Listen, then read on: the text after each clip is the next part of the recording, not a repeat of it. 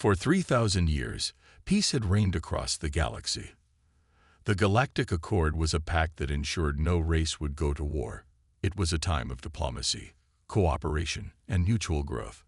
Most civilizations had lived under its protection, their warships retired, their battle plans buried in forgotten history. But all of that changed in one shocking moment. The Sci-Fi, an ancient and powerful insectoid empire, broke the peace and declared war on humanity. The news spread like wildfire, shocking the entire galaxy. No one could believe it. The Sci-Fi, once a peaceful race, had lived in isolation for centuries, rarely interacting with the other species of the galaxy. They were known for their sharp minds and advanced biology, but their aggression had always been kept in check by the Galactic Accord.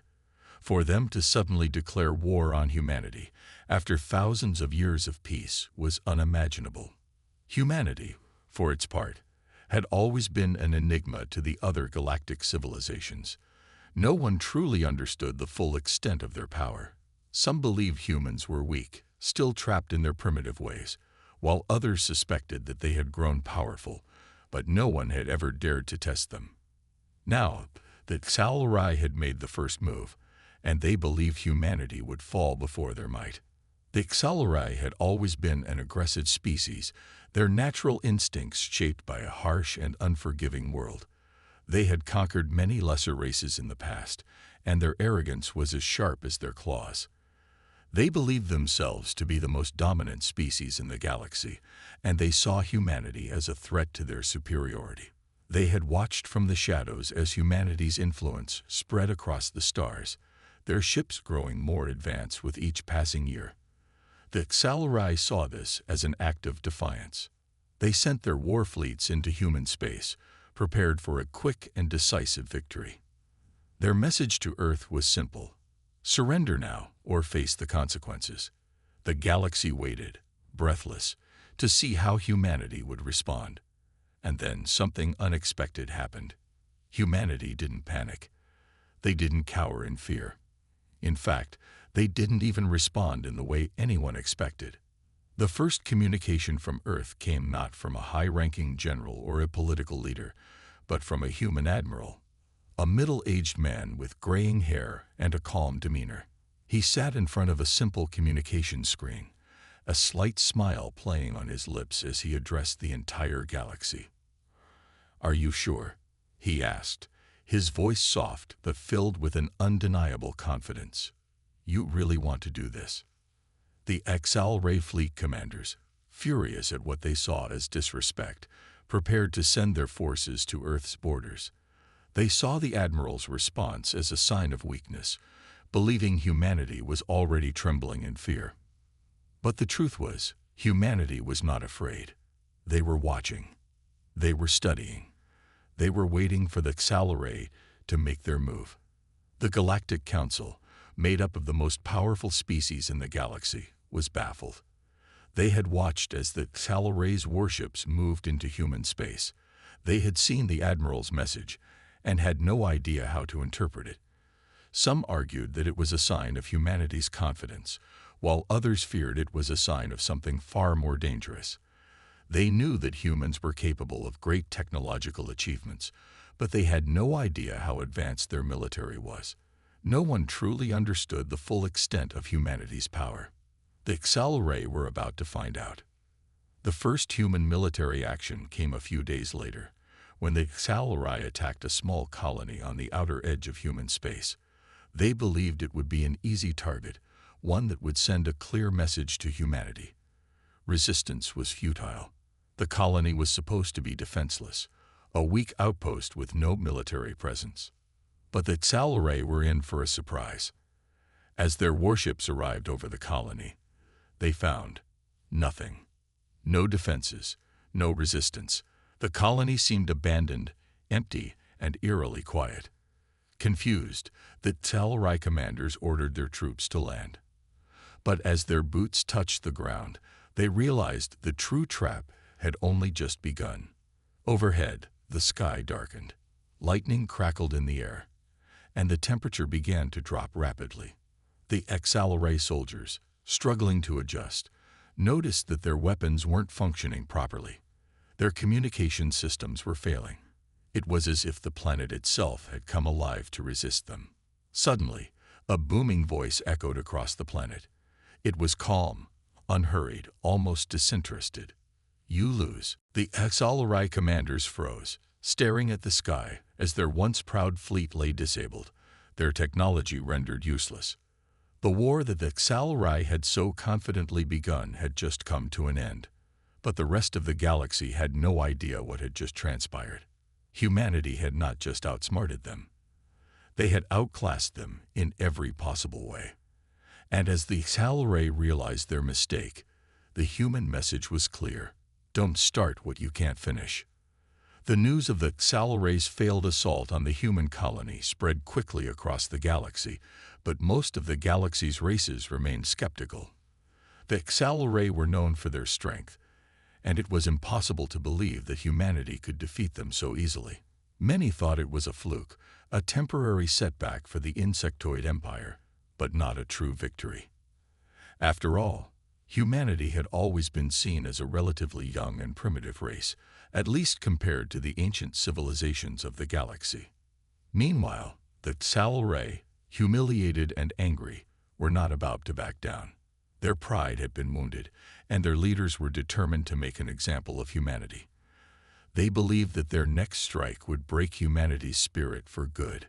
They assembled their fleets, massive ships that could obliterate entire planets, and set their sights on Earth itself.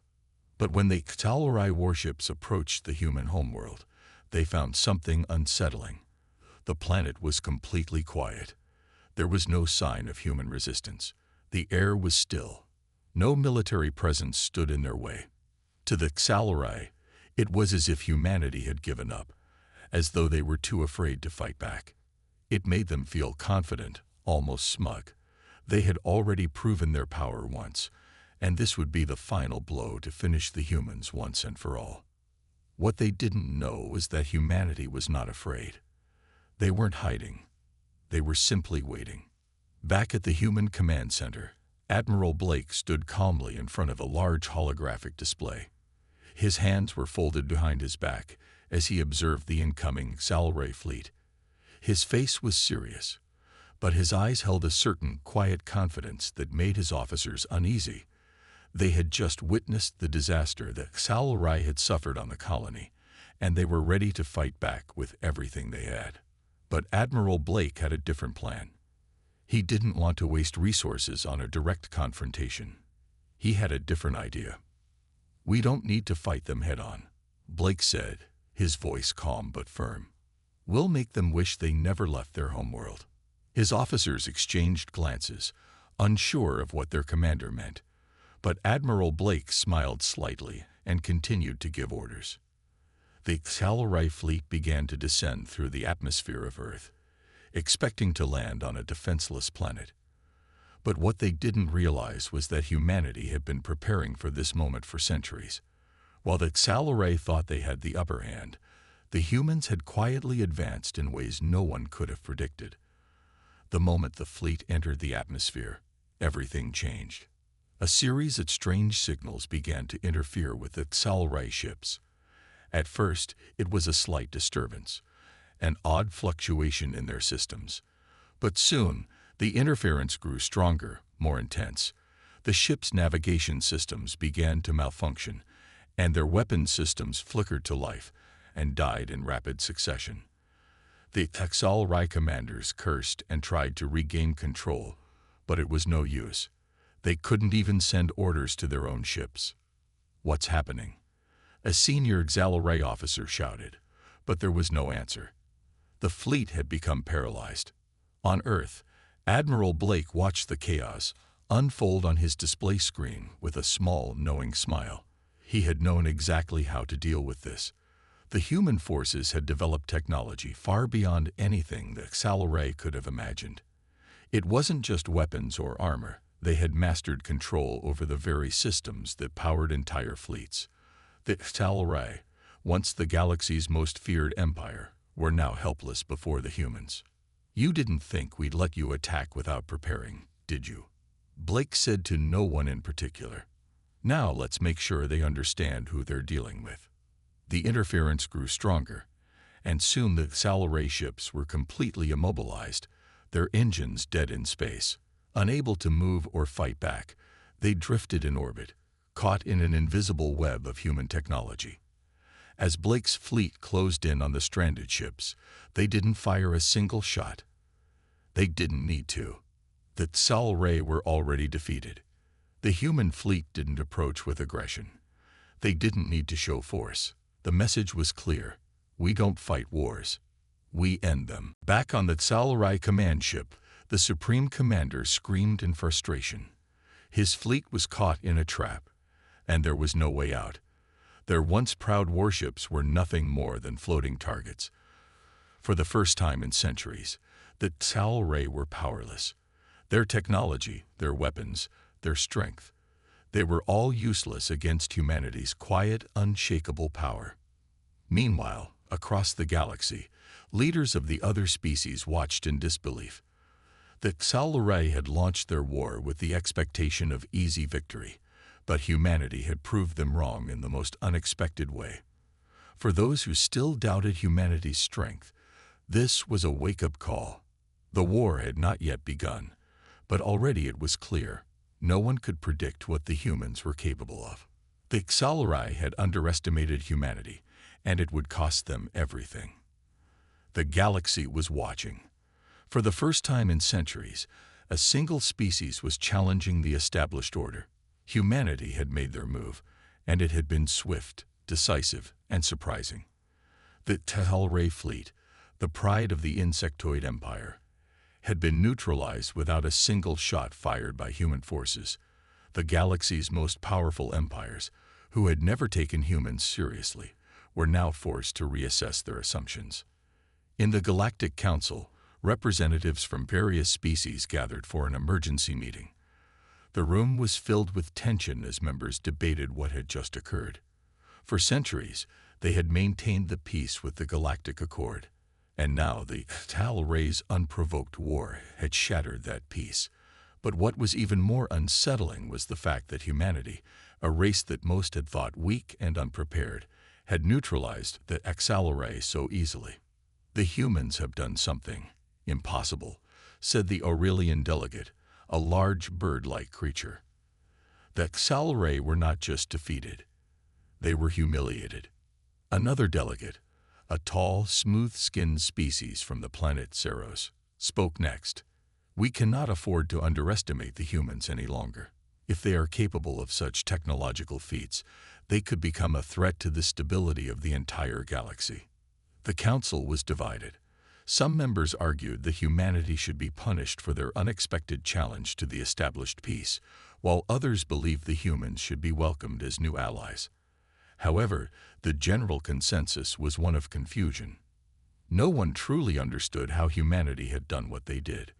Their technology seemed advanced, yet they had never revealed it before.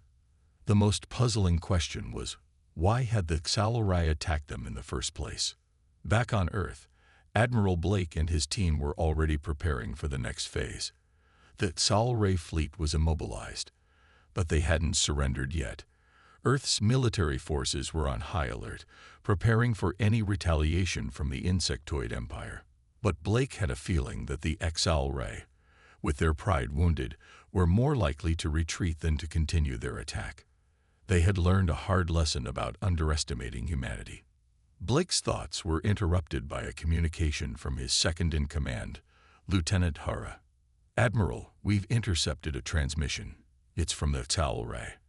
They're asking for peace talks." Blake raised an eyebrow. "Peace talks? After all this?" "We think they're desperate," Hara replied. "Their leadership has collapsed, and they're trying to salvage whatever they can." Blake nodded slowly. He had known this would happen. The Sci-Fi were strong, but their pride was even stronger. They would never admit defeat openly, but now they had no choice but to face the truth. They had been outplayed by humanity. "Prepare a response," Blake said, "but don't give them anything they want. Let them know they're not dealing with a weak race." Across the galaxy, the news of the Xalray's request for peace talks spread like wildfire. Most of the galaxy's leaders were stunned.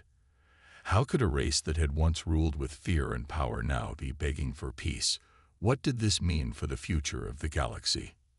The Aurelian delegate, still in the Galactic Council chamber, slammed his fist on the table in frustration. We cannot let this stand.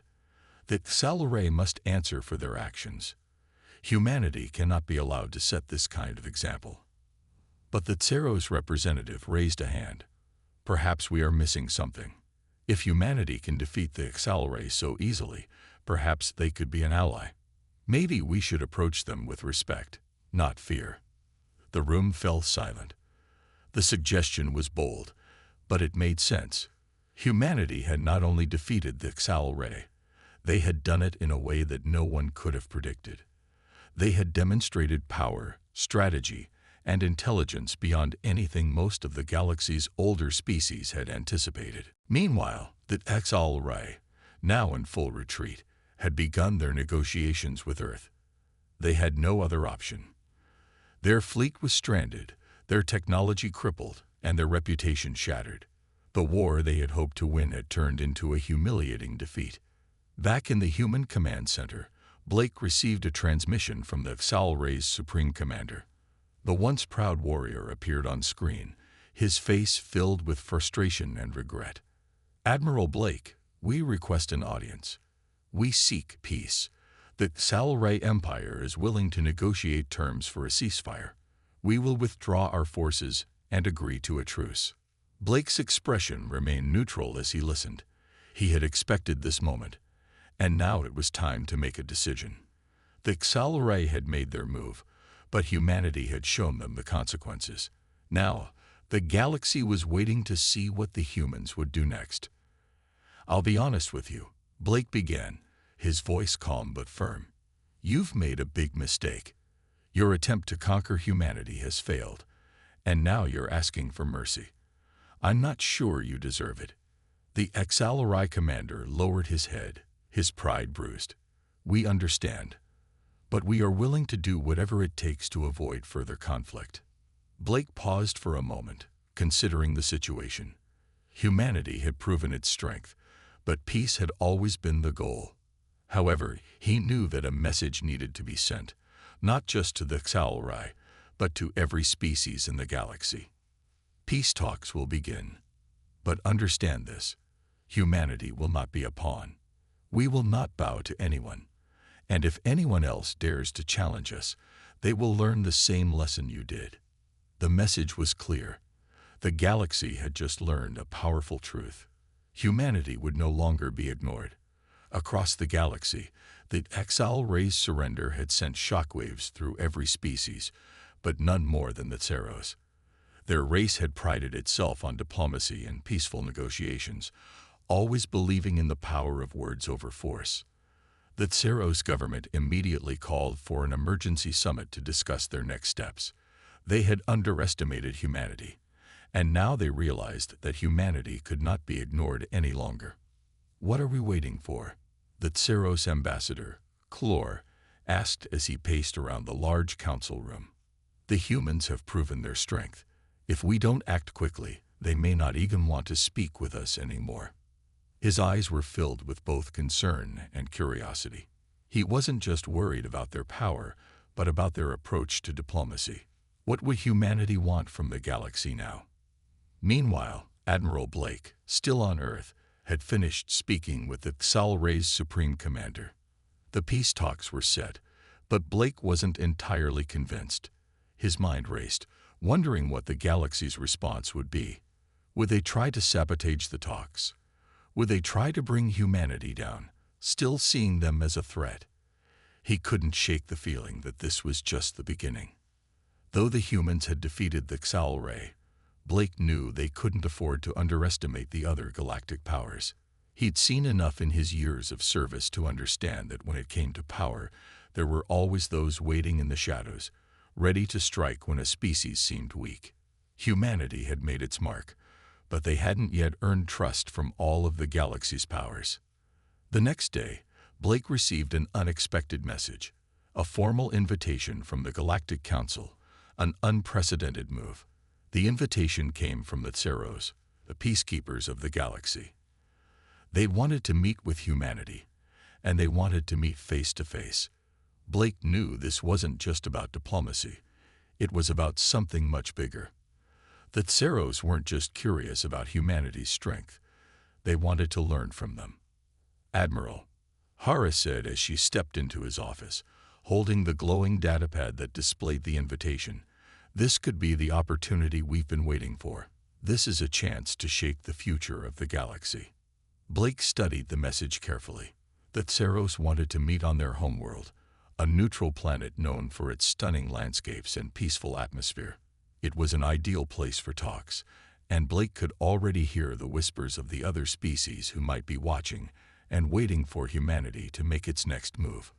Blake looked up from the message, his eyes narrowing. "I think they want something from us, Hara. They've seen the Xal Ray's failure. They know humanity is a force to be reckoned with. But this invitation, this is different. The Tseros may want us to join them, to stand with them against the other empires." He stood and walked toward the window. "We need to decide what we want. First," Hara thought about the many possible outcomes. "Maybe we can use this as leverage, Admiral. If the other races are watching, we have a chance to set the tone for the future." She paused, as if weighing her words carefully. Humanity has always been underestimated, but now we have the chance to shape the galaxy's future. Blake's eyes flickered with determination. "You're right. We've come this far, and we can't turn back now." He agreed to the meeting. Humanity had already made it clear they wouldn't bow to anyone, but this could be their moment to solidify their place among the galaxy's most powerful species.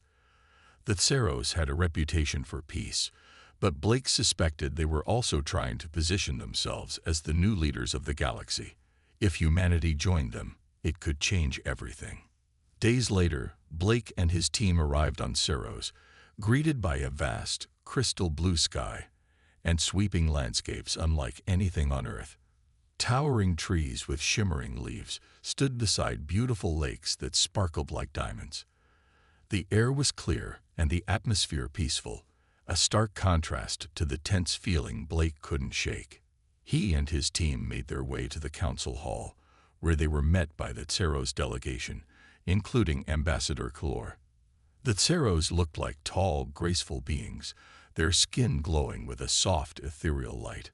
Kalor greeted Blake with a deep bow, his long, slender fingers extended in a gesture of respect. "Admiral Blake, welcome," Kalor said, his voice calm and diplomatic. "We are honored to have you here. Humanity's actions have resonated across the galaxy. You have done what no one thought possible." Blake stood tall, his expression neutral but resolute. "We don't fight for glory, Ambassador. We fight to protect what's ours. And we fight to make sure peace is never taken for granted." Kalor nodded thoughtfully. "Wise words. But the galaxy is not the same as Earth. Power is not always about strength. Sometimes it is about alliances, strategy, and foresight. That is what we need from you, Admiral." Blake listened closely. There it was, the underlying message. The Tseros wanted something more than peace. They wanted humanity to join them in shaping the future of the galaxy, but they wanted to ensure their position remained unchallenged. "We are open to discussions," Blake replied carefully. "But humanity will never be anyone's pawn. We will not be controlled by anyone. We seek to protect, not dominate." Kalor's eyes twinkled, as if he had expected this response. "Of course, Admiral. But I assure you, we offer an opportunity to make the galaxy better. Together, we can ensure peace without fear of tyranny." The room grew silent as Blake considered the weight of their words. The Tseros were offering an alliance, a path forward. But Blake knew the stakes. The galaxy was watching, and it was up to humanity to decide whether to take the next step into the unknown or stay true to their independence. "We'll see where this leads," Blake said finally. "But humanity will lead on its own terms." As the meeting continued, Blake couldn't help but feel the pressure mounting. The future of the galaxy was now in humanity's hands, and the next few decisions would shape everything to come. The days following Blake's meeting with the Tseros were filled with quiet anticipation. Humanity had made its stance clear. They would not bow to anyone, but they were willing to form alliances, provided those alliances respected their independence. The Tseros, while known for their peaceful nature, were now more aware than ever that humanity was not a species to be underestimated. They could no longer be treated like the lesser powers of the galaxy. Back on Earth, Blake and his team gathered in the war room, analyzing the next steps. The invitation from the Tseros had sparked a renewed interest in the galactic stage, and now the world's eyes were on humanity. Would they join forces with the Tseros and other peacekeeping races, or would they carve their own path and risk facing the consequences of their growing power? Blake stared at the holographic map of the galaxy, his finger hovering over various star systems. We need to be careful. The Tseros may appear peaceful, but they know the value of strength. They'll want us on their side, but they won't let us take the lead. Hara, standing beside him, nodded in agreement. The galaxy is watching, Admiral. Every move we make will be scrutinized. We need to decide where we want to stand in this new order. If we accept the Tseros' offer, we may gain powerful allies, but at what cost? We can't risk losing our autonomy. Blake paused, his mind racing with possibilities. If they aligned with the Tseros, they might gain peace for a time, but the galaxy was full of factions, each with its own agenda. Some were driven by profit, others by power, and some, like the Sci-Fi, by a desire for conquest. Blake had seen enough to know that true peace was never simple, especially when so many species had their own desires and ambitions. We'll need to meet with the Tseros again, Blake said, turning away from the holographic map. This time, we'll make sure they understand that humanity will never be anyone's puppet. We'll stand by them, but only as equals. The meeting with the Tseros was set for the following week. The location: a neutral planet at the edge of Tseros space, far from any potential conflict zones. Blake and his team arrived early, their ship descending through the planet's atmosphere. The planet was a beautiful, serene world, with green hills stretching for miles and rivers that glittered in the sunlight. It looked like a place of peace, but Blake knew that appearances could be deceiving. This world, like all others, had its own undercurrents of tension. As they landed, they were greeted by Clor, the Tseros ambassador, along with a group of his advisors. This time, however, there was something different in the air, a sense of urgency, a hint of tension beneath their calm exteriors. "Admiral Blake," Clor said, his tone polite, but with a sharp edge. "We are glad you've accepted our invitation once again. The galaxy is changing rapidly, and it is essential that we act quickly to ensure peace." Blake looked around at the Tseros delegation, noting the seriousness in their eyes. "We're here to listen, Ambassador. But I want to be clear. Humanity values its independence above all else. We will work with you, but we will not be dictated to." Clor nodded, his expression neutral but his eyes betraying a flicker of recognition. He had expected nothing less from humanity. "Of course, Admiral, but you must understand the gravity of the situation. The Sci-Fi were only the beginning. There are other, far more dangerous forces out there. The Tseros can only do so much. We need your strength, your resolve, to ensure that the galaxy remains stable." Blake glanced over at Hara, who stood silently, observing the exchange. "We don't doubt the Tseros' ability to keep peace," Blake said, "but if you're asking us to join you, it must be on equal terms. We won't follow, but we will lead when necessary." Clor's gaze sharpened. "We have no intention of leading you, Admiral. What we ask is that you help us balance the scales. Together, we can create an alliance that can stand against the more aggressive forces in the galaxy. We've seen what humanity can do in the face of the Sci-Fi, and we know you have the strength to back your words." Blake's eyes narrowed. The Tseros were offering more than they had at first let on. It wasn't just an alliance for peace. It was a partnership meant to strengthen their collective position in the galaxy. Blake wasn't sure if they could trust them entirely, but one thing was clear, that Ceros weren't acting out of goodwill alone. They were building something far larger than just a defense alliance. "And what exactly do you expect from us?" Blake asked, his voice firm. "We expect your cooperation, Admiral." Clore replied smoothly. "Your military might, your technological advances, your diplomacy, all of these will play a vital role in the future of the galaxy. The Ceros alone cannot stop the forces that threaten us. But with humanity by our side, we can ensure that no one race can dominate the others." Blake remained silent for a moment, his thoughts racing. The Ceros weren't asking for a simple peace agreement. They were asking for a commitment to something bigger. The fate of the galaxy was hanging in the balance, and humanity was being asked to decide its place in that future. "We'll think about what you've said, Ambassador," Blake said finally, his voice measured. "But know this, humanity will not act out of fear, and we will not be forced into anything. If we join you, it will be on our terms." Clore smiled, but there was no warmth in it. "Of course, Admiral. I am certain you will make the right choice." As Blake and his team made their way back to their ship, the weight of their decision grew heavier. The galaxy was changing, and humanity had a choice to make. Would they join the Ceros in their vision of a new galactic order, or would they carve their own path, risking everything for their independence? Blake didn't know yet, but one thing was certain. Whatever choice they made, humanity's role in the galaxy was no longer in question. The future was theirs to shape, for better or for worse.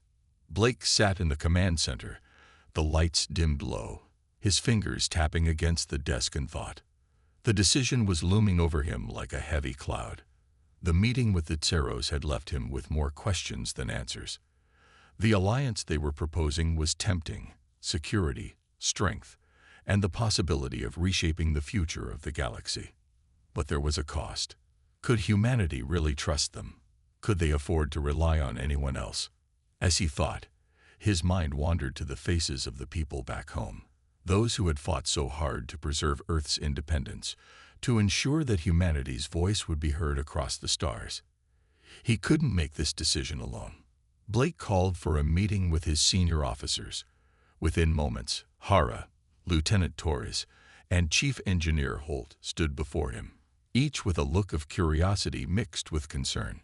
"You've all heard the Ceros' offer," Blake began, his voice steady, but carrying the weight of the decision. "They want us to join them, to form an alliance not just for defense, but for shaping the future of the galaxy." Hara was the first to speak. "We've been offered a seat at the table, Admiral, but at what cost? The Ceros have their own interests. We've seen their strength, but we don't know how far they're willing to go to protect us." Lieutenant Torres, always the optimist, nodded. "But think of what we could gain. The Ceros are allies of peace, and if we join them, we could have the support we need to defend Earth and its colonies from any threat. We could create a new future, one where humanity isn't just surviving, but thriving alongside the galaxy's greatest powers." Blake listened carefully, weighing each perspective. Holt, however, seemed to have a more cautious view. "Peace sounds good, but we've seen what happens when powerful races form alliances. Someone always gets left behind. We've fought for too long to be anyone's second choice." "I agree with Holt," Blake said, leaning forward. "But the Ceros are right about one thing. The galaxy is changing, and there are threats that none of us can face alone. The Xal Ray were only the beginning." Hara looked at him with a furrowed brow. "So what are you suggesting? That we join forces with the Ceros and help them balance the galaxy's power?" Blake met her gaze with determination. "Yes, but it won't be a subservient alliance. We won't be anyone's puppet, and we won't compromise on our independence. We will stand side by side with them as equals, or we walk away. We have to make it clear that humanity's place in this galaxy is earned, not given." There was a pause as the officers digested his words. The room was filled with a mix of uncertainty and understanding. The decision wasn't easy, but it was the only option if they wanted to secure humanity's future. "Do you think they'll accept our terms?" Torres asked, his voice full of hope. Blake hesitated for a moment. "I don't know, but we'll find out soon enough." The Tseros had set up another meeting, one that would determine the path ahead. It was time for humanity to make its stand, and Blake wasn't about to let fear dictate their future. Whatever came next, humanity would be ready. The following day, Blake and his team arrived at the Tseros diplomatic station, a floating city in the stars that served as a neutral ground for galactic discussions. It was a marvel of advanced architecture, with shimmering towers and open platforms that seemed to defy gravity. Blake couldn't help but feel a little awestruck by the scale of it all. This wasn't just a meeting, it was a turning point. As they disembarked, Clor, the Tseros ambassador, was waiting for them. His usual calm demeanor was gone, replaced by a more serious air. He gestured for them to follow him into a grand conference room. The atmosphere was heavy with anticipation. "Admiral Blake." Clor greeted him, his tone polite but formal. "I trust you've had time to consider our proposal." Blake nodded, his expression firm. "We have, Ambassador, and we've come to a decision." Clor's eyes brightened slightly, sensing that this was a critical moment. "I'm listening." "We're willing to join forces with the Tseros," Blake said, "but only if the alliance is based on equality. Humanity will not follow, and we will not be subservient. We're offering our strength, our resources, and our knowledge, but we expect the same respect and autonomy that any partner would receive." There was a long silence as Clor studied Blake's words. His eyes seemed to narrow as he thought it over. "You are a bold species, Admiral, but I think you are mistaken if you believe that equality can exist in an alliance of this scale." Blake stood tall, meeting the ambassador's gaze. "Then perhaps we are mistaken, but the decision is ours. We will not compromise who we are. Humanity has fought too hard to be free." Clor's expression shifted, his eyes flickering with something that was almost admiration. "I believe you, Admiral Blake. I believe you understand the stakes of what you ask." "Very well, we accept your terms." Blake's heart raced as the weight of the moment sank in. This wasn't just a partnership, it was a new era for humanity. The galaxy might be large, but humanity had just taken its first step into the stars as an equal, not a follower. "We accept," Blake said firmly.